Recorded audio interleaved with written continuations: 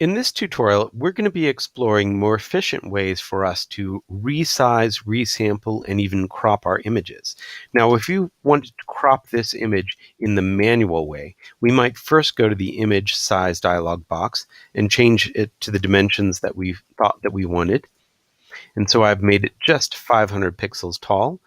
Now I'm going to go to canvas size and cut off the other 250 pixels on the left and right.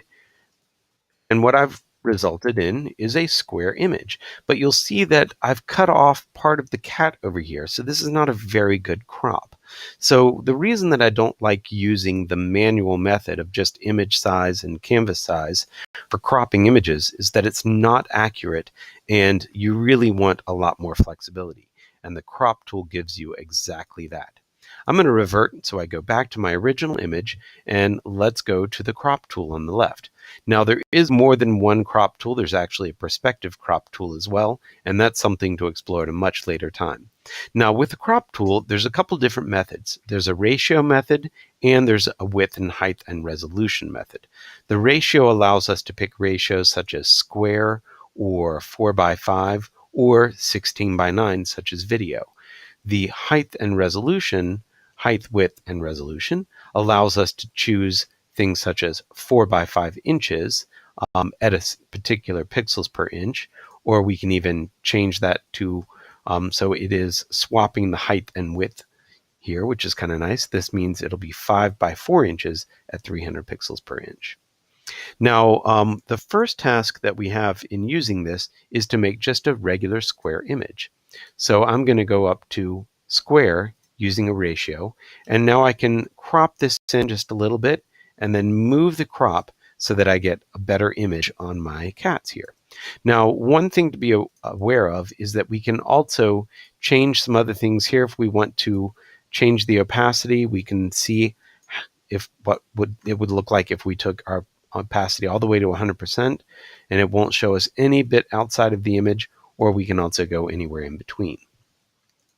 You can also do classic mode, but I think that the new mode is really, really great. Now that I've got this in here, I can just go ahead and hit enter, and it will crop that image.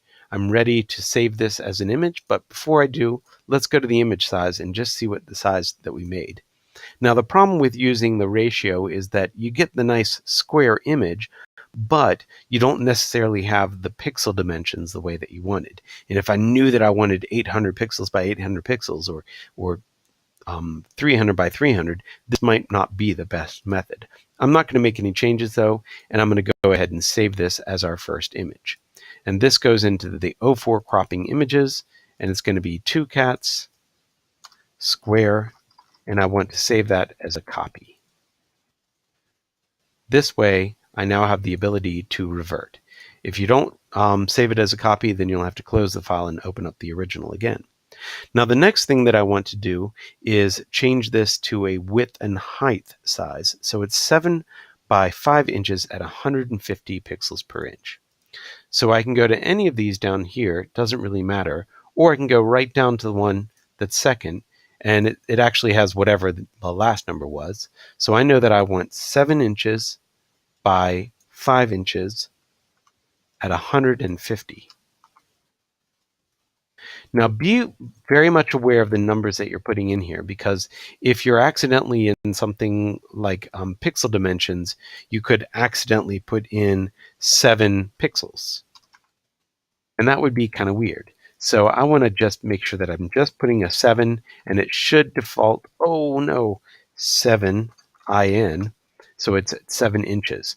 So you could accidentally change the dimensions here if you're not careful. Now that I have that, I can move it over a little bit and crop in a little bit more, and I have a much better crop.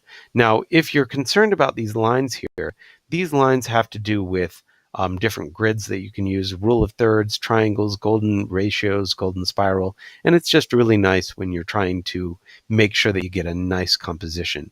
And you can see I'm getting this cat pretty close to that one edge, so that's going to be a nice composition to that. Now I do save as, go back to the cropping images, And this one is saved as 7 by 5. And it's going to be a copy. And then I want to revert. In the next one, I'm going to do a 3" by 3" at 100 pixels per inch. So I'm going to change this to 3 by 3 at 100. And then one of the other things that I wanted you to do in this is to rotate a little bit. Now the question might be, how much do I rotate? Typically you want something in there that you can kind of use to guide your rotation. So I'm going to try and make these two eyes level. And one quick way of doing this is to use the level tool and to draw a straight line across what you want to be level, and it will automatically rotate to fit that. Let me try that again, and you'll see if I click and drag, boom, then it will rotate the image so that that is level, whatever that was. So got that there. Cat looks pretty good. Might actually make it cropped in a little bit more and hit enter or OK up here, and you'll see I've now cropped that to 3" by 3" at 100 pixels per inch.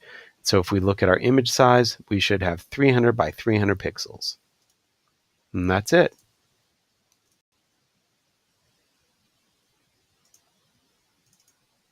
And this one is going to be 300 by 300.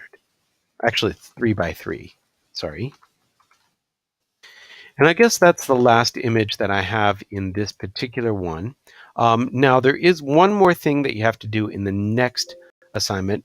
I'm going to go ahead and open up one of the other ones. And the reason why is because let's say that I was doing something like this and I actually wanted to crop off that image a little bit, and I'm actually adding a little bit to it.